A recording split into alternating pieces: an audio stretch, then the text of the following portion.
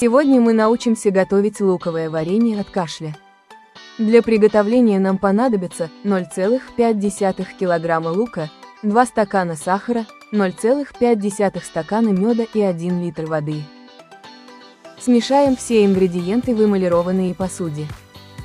Доведите до кипения, затем убавьте огонь. Томите на медленном огне 3 часа. Остудите и перелейте в стеклянную банку. Закройте крышкой и поставьте в холодильник. Употребляйте по 2 столовым ложкам в день за 20 минут до еды.